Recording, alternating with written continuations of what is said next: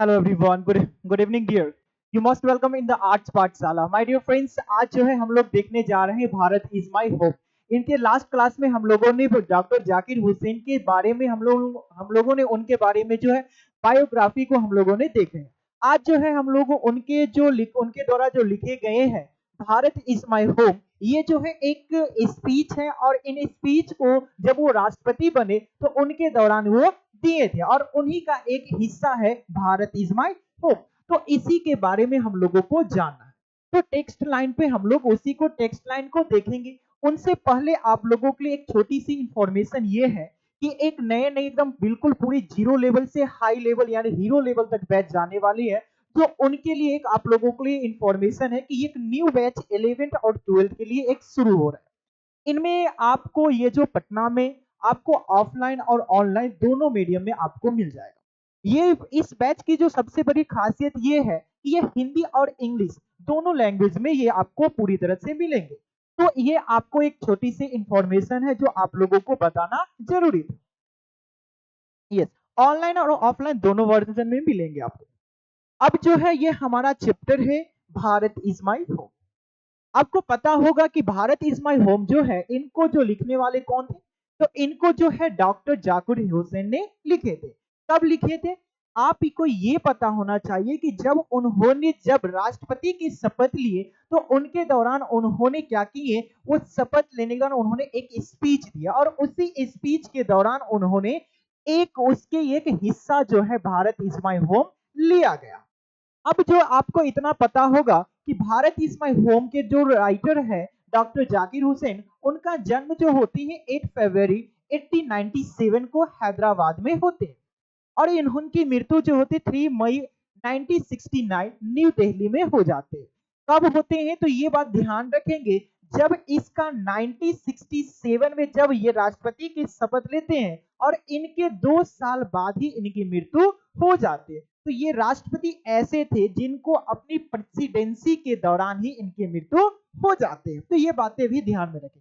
इनकी जो एजुकेशन जो है, इनकी शिक्षा जो है वो लखनऊ के जो एक लोकल से स्कूल था उन्हीं स्कूलों से स्कूल एकेडमिक जो होता है एकेडमिक एजुकेशन जो वहां से लिए। उसके बाद कॉलेज के लिए उन्होंने इलाहाबाद यूनिवर्सिटी का एक कॉलेज है, उन कॉलेजों से उन्होंने अपनी एजुकेशन यानी डिग्री की पढ़ाई कंप्लीट की। उसके बाद जो इसके बुक्स के बारे में आप लोग उन चैप्टरों में जैसे पिछले क्लास में अगर आप लोग नहीं देखे होंगे तो इसका फर्स्ट क्लास जाके देखेंगे। उनमें इसके बारे में जो भी इंपॉर्टेंट वर्क्स थे यानी जो भी रचनाएं इन्होंने किए थे उन सारे की चर्चा हमने वहां किए हैं। और इनके साथ साथ कुछ बुकें ये भी है कि सनशाइन फॉर अम्मा, द पोरी दैट रन अवे, ये जो इनकी महत्वपूर्ण रचना है। उसके बाद अब्बू की बकरी, ये भी उनकी महत्वपूर्ण रचना है। तो ये सारे चीजों को हम लोगों ने पिछली क्लास में हम लोगों ने जिक्र किए हैं। उसके बाद ये अवार्डेड जो थे इसको भारत रत्न से सम्मानित किया गया था। उसके बाद इसके पेरेंट्स जो था, पेरेंट्स के नाम आपके एग्जाम में आते नहीं है। तो ये चीज उतने आपको जानने की जरूरत नहीं, जो थी जितने चीज आपको जानने की जरूरत थी वो सारी चीज आपको लास्ट क्लास में आप लोगों को बता दिया। अगर आप नहीं देखें तो पहले उस वीडियो को जाके देखें, उसके बाद आप इस वीडियो में आए। चलिए आते हैं इसकी टेक्स्ट लाइन पे। जैसा कि पिछले क्लास में जो आपको इसकी समरी बताए गए थे कि ये जो भारत इज माय होम जो है एक स्पीच है ना। और इसी स्पीच के दौरान जो है इंडियन पीपल को वो दिलासा दिला रहे हैं, भरोसा दिलाते हैं कि मैं जो हूँ पूरी, ये भरोसा दिलाते हुए कहते हैं कि आई मस्ट कन्फेस दैट, मुझे यकीन है। कन्फेस का मतलब मुझे यकीन है। कहते हैं कि आई मस्ट कन्फेस दैट, मुझे यकीन है, मैं मानता हूं या मुझे यकीन है that I am overwhelmed by the trust my people have placed in me by the electing me to the highest office in the land। वो बताते हैं कि मैं मानता हूं कि आई एम ओवरवेल्मेड हूं, मैं बहुत ही खुश हूं, अभिभूत हूं, मैं बहुत ही यानी भाग्यशाली हूं कि लोगों ने बाय द ट्रस्ट, लोगों ने मुझ पे भरोसा जताया है, लोगों ने मुझ पर विश्वास जताया है। और my people have placed in me, और लोगों ने, मेरे जो देशवासियों हैं उन्होंने मुझे चुना है, by electing me to the highest office in the land. इस धरती की सबसे ऊंची कुर्सी पर मुझे बैठाने के लिए मेरे देशवासियों ने मुझे चुना है। ये जो है ये फर्स्ट पैराग्राफ है और इस फर्स्ट पैराग्राफ में उन्होंने बताया है कि लोगों को धन्यवाद दिया है, जो लोगों ने उसको वोट किया है, उस वोट के लेकर वो राष्ट्रपति जी जो है वो बहुत ही खुश है और लोगों को वो भरोसा दिलाता है, यकीन दिलाते हैं।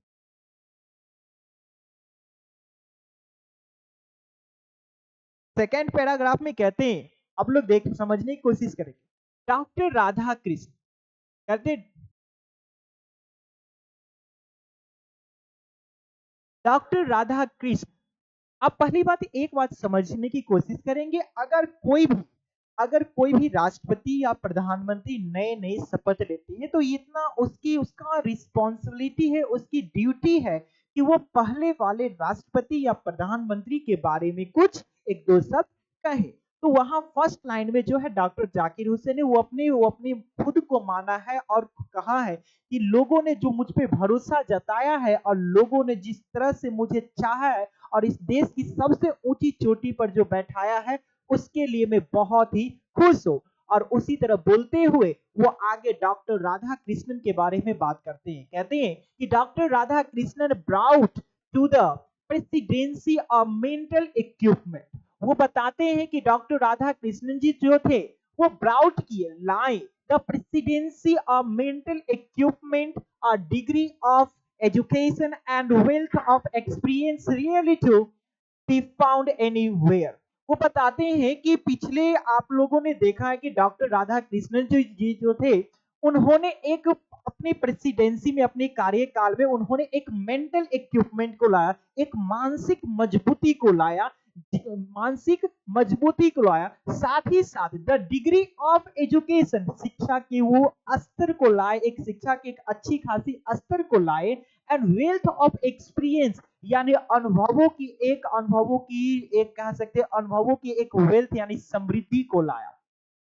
Rarely to be find anywhere, जो मुश्किल से इस तरह की बातें आपको कहीं पे देखने को मिल सकता है, मुश्किल से बहुत ही शायद आपको कहीं देखने को मिल सकता।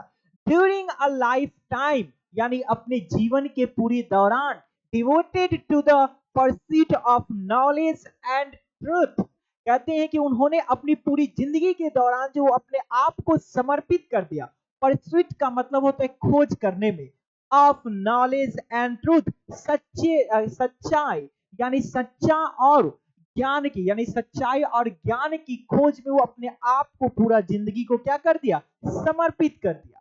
He has done more than probably any others man to bring out and explain India philosophical thought and the oneness of all true spiritual values। वो बताते हैं कि he has done more than, उन्होंने बहुत सारे अच्छे अच्छे काम किए हैं, प्रोबेबली शायद, एनी अदर मैन, शायद दूसरे लोग ऐसे किए होंगे, टू ब्रिंग आउट, उन्होंने उजागर किया, एक्सप्लेन बताया, इंडियन फिलोसफिकल थॉट को यानी भारतीय दार्शनिक विचारधाराओं को बताया, और the oneness of all true spiritual values, और सारी अखंड यानी कि सारे आध्यात्मिक बातों के अखंडताओं के बारे में बताया कि हमारी जो स्पिरिचुअल वैल्यूज जो है, आध्यात्मिक पावर की अखंडताएं हैं, उन सारे चीजों को उन्होंने बताने की कोशिश की। He has never lost his faith in the essential humanity of man। उन्होंने बताते हैं कि उन्होंने कभी भी अपनी जो भरोसा है, फेथ मीन्स भरोसा जो उसके पर लोगों के प्रति जो जो डॉक्टर जाकिर हुसैन में जो डॉक्टर जाकिर हुसैन के पास जो भी उसके भरोसाएं जो थे, उन भरोसा को बताते हुए कहते हैं कि जो उन्होंने कभी भी ये कोशिश नहीं किए, ये उसके ऐसा उसे लगा नहीं कि उसकी भरोसाएं जो है वो टूट रहे हैं, या उसके भरोसा कभी ऐसा नहीं लगा कि लोगों के प्रति उसका भरोसा डगमगा गए। In the essential humanity of man, लोगों की मानवताओं के यानी जो जरूरी चीज की मानवतावादी है, जो महत्वपूर्ण मानवतावादी है, उन चीजों के प्रति उनका भरोसा जो कभी भी टूटा नहीं, खोया नहीं। And he himself, उन्होंने खुद ही, has never ceased to champion the right of all men to live in the dignity and with justice। अब यहाँ पे ये बताते कि he himself, उन्होंने खुद ही, if has never ceased, ceased का मतलब यानी वो कभी भी अपने आप को वो दूर नहीं किया, उस बातों को कभी भी रोकने की कोशिश नहीं किया। To champion the right of all man, यानी सारे इंडियन भारतीय लोगों जो थे उन सारे लोगों के अधिकार को कभी भी समर्थन देने से सीज नहीं किए, उस बात को रोकने की कोशिश नहीं किए, टालने की कोशिश नहीं किए। टू लिव इन डिग्निटी, उसे जीने के लिए यानी कि पूरी डिग्निटी के साथ, मान मर्यादा शान शौकत के साथ जीने के लिए, विथ जस्टिस, न्याय के साथ। यानी इस लाइन का मतलब ये हुआ कि he himself if has never ceased to champion the right of all men to the live in dignity and with justice, उन्होंने कभी भी सत्यनिष्ठा और वफादारी और जो यहाँ पे न्याय है उनके उसमें जीने के, उसको लेके जीने के लिए वो कभी भी लोगों को समर्थन देने से कभी भी वो पीछे नहीं हटे। ये कहने का मतलब उनका। चलिए अब नेक्स्ट पैराग्राफ पे आते हैं।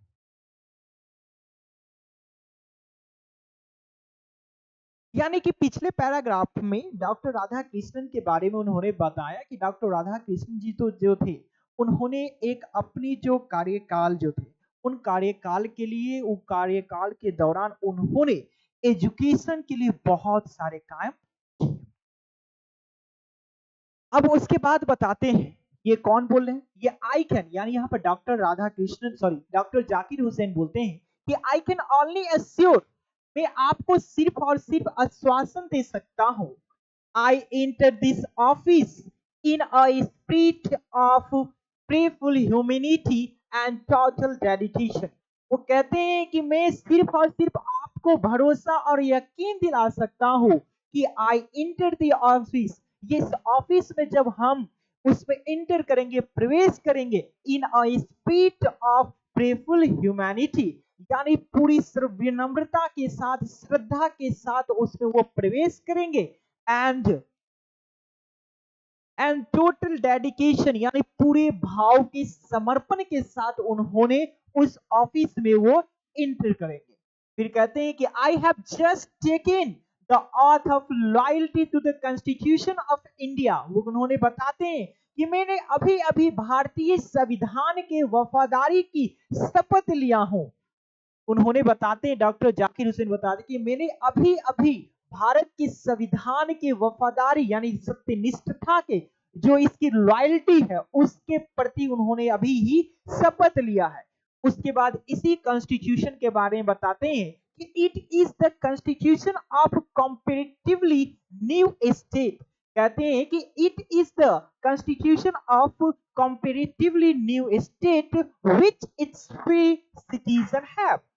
वो बताते हैं कि अभी जो है ये जो संविधान जो हमारे देश के नया नया संविधान जो बना है ये पूरी तरह से तुलनात्मक रूप से हमारा देश जैसे नया है वैसे ही हमारा संविधान भी पूरी तरह से नए हैं अदर स्टेट के यानी अदर नेशन के तुलना में, विच इट्स फ्री सिटीजन हैव, जो यहाँ के स्वतंत्र लोगों के पास है।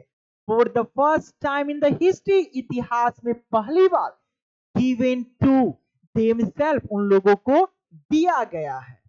वे बताते हैं कि it is the young state of an ancient people who, वो कहते हैं कि ये जो है ये हमारे वृद्ध यानी हमारे पूर्वज जो है, एंशियंट पीपल का मतलब ये जो हमारे पुराने लोग जो है, पूर्वज जो है, उन लोगों के लिए ये जो स्टेट है पूरी तरह से युवा है।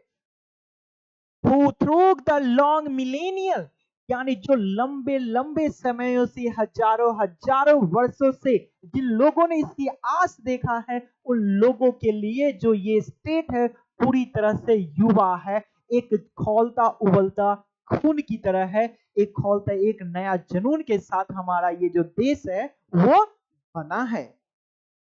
फिर आगे बताते हैं कि थ्रू को ऑपरेशन कहते हैं, कॉपरेशन कहते हैं कि cooperation of diverse ethnics elements have striven realized timeless। फिर बताते हैं वो ये बता रहे हैं कि cooperation of diverse ethnics element यानी भिन्न भिन्न तरह की संप्रदाय, भिन्न भिन्न संप्रदाय, जाति, मजहब जितने हैं सारे लोगों की कॉपरेशन के कारण, कॉपरेट के दौरान ही हम लोगों को ये स्वतंत्रता मिली है, हम लोगों का ये एक देश, यंग देश मिला है।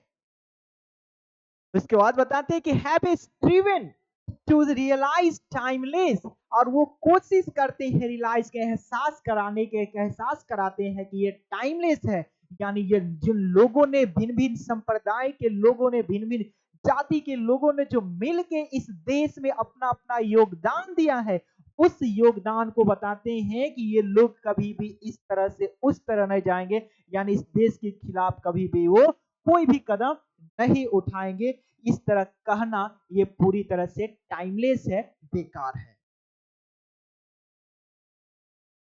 Absolute values in their own peculiar way, उन्होंने निश्चित रूप से, पूर्ण रूप से उन्होंने अपनी अपनी अनोखे अंदाज में, उन्होंने अपनी अपनी तरीके से उन्होंने इसमें वैल्यूज दिया है, अपनी अपनी वैल्यूज के, अपनी अपनी रोल को उसमें अदा किए।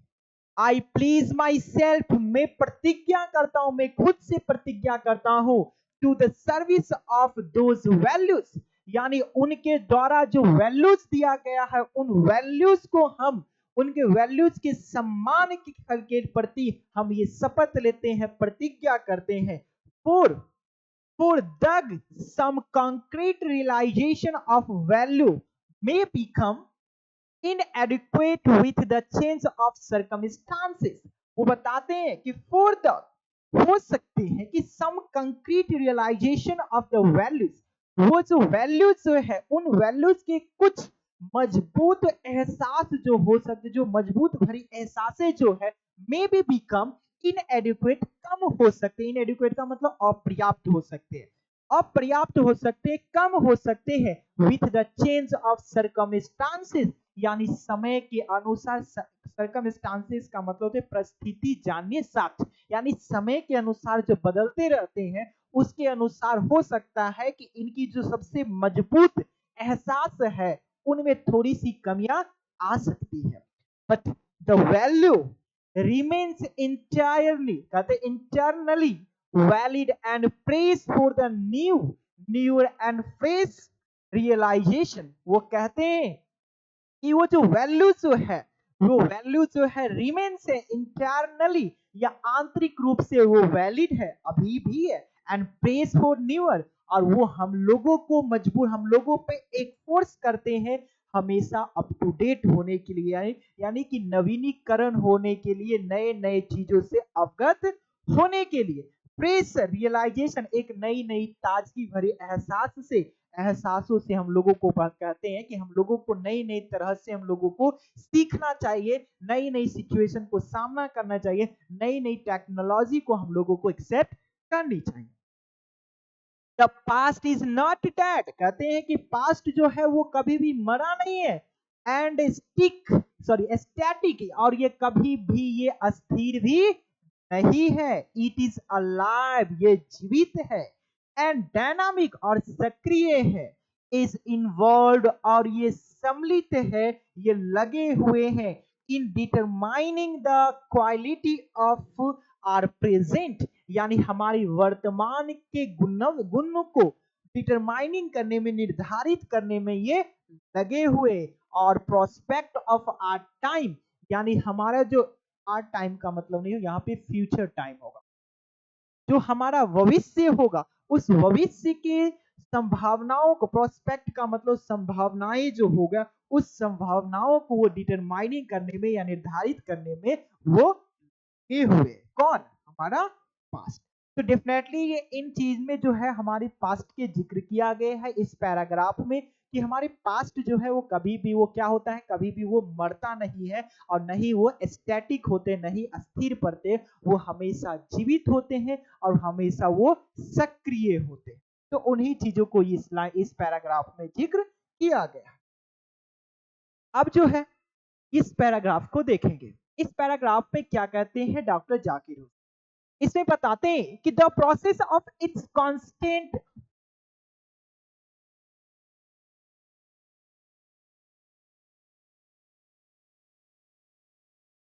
बताते हैं कि the process of its constant renewal is, कहते हैं कि ये कांस्टेंट का मतलब लगातार, रिन्यूअल का मतलब नवीनीकरण, नए नए उपकरण।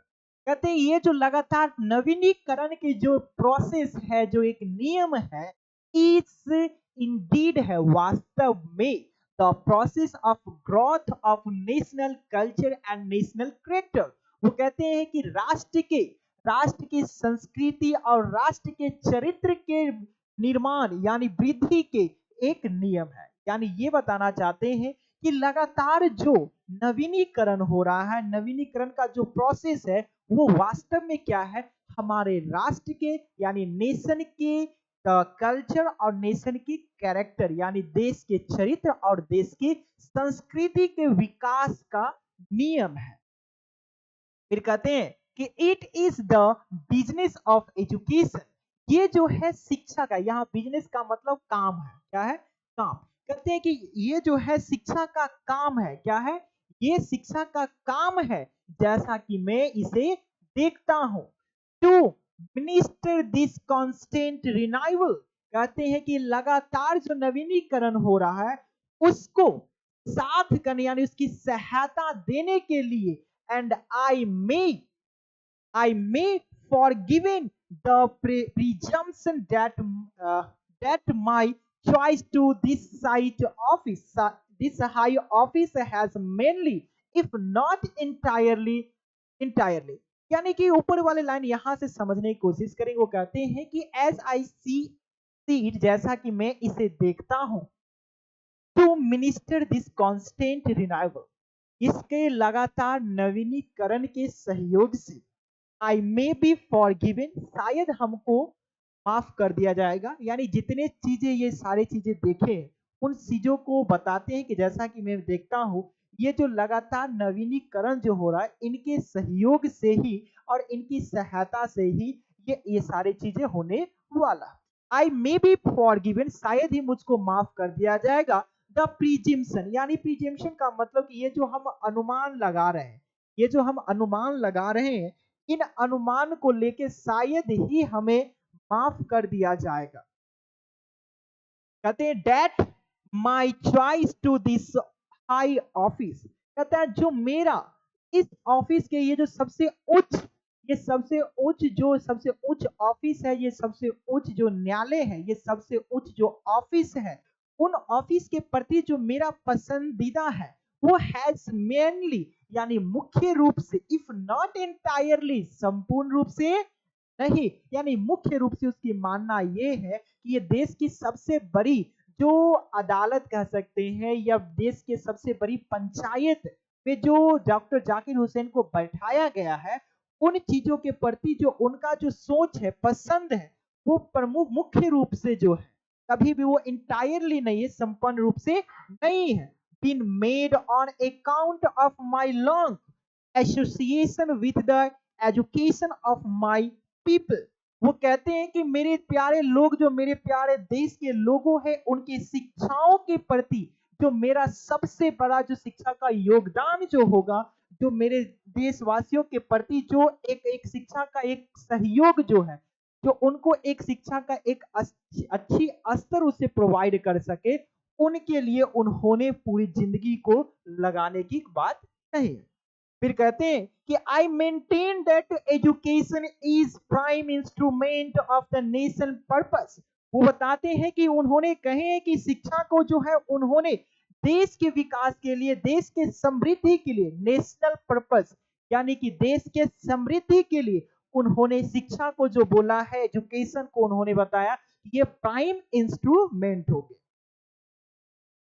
उसके बाद बताते हैं कि दैट क्वालिटी ऑफ एजुकेशन, शिक्षा की वह जो गुणवत्ता होंगे, इज इनएस्केपेबली यानी चाह के भी उसे टाल नहीं सकते हैं, involve in the quality of the nation यानी राष्ट्र के गुणवत्ता में, यानी उसको लगे होने से कोई भी उसे चाह के भी उसे क्या कर सकता है, टाल नहीं सकता।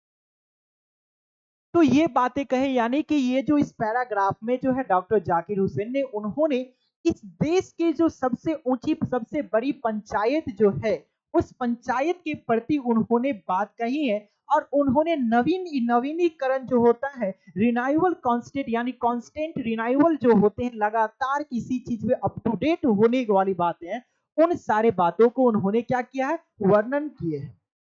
उसके बाद जो है,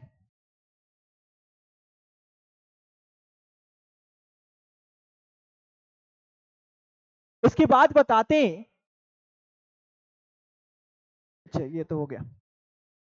तो ये जो है आपकी सेकेंड क्लास है, और इस क्लास में आप यहीं तक रहने देंगे, और इससे अधिक जानकारी की, इससे आगे पढ़ने के लिए हम लोग मिलेंगे नेक्स्ट क्लास में, क्लास नंबर थर्ड में मिलेंगे। आप लोगों को बता दें कि इस चैनल पे अगर नए होंगे तो चैनल को क्या कर देंगे, पहली बार वीडियो को लाइक कर देंगे, उसके बाद शेयर कर देंगे अपने दोस्तों के पास, और साथ ही साथ सब्सक्राइब करना नहीं भूलेंगे, ताकि अगर चैनल पे नए होंगे, फर्स्ट टाइम चैनल को विजिट कर रहे होंगे। तो मिलते हैं नेक्स्ट क्लास में, तब तक के लिए आप लोगों को बहुत बहुत धन्यवाद। थर्ड क्लास में आप लोगों के साथ मिलते हैं। जय हिंद।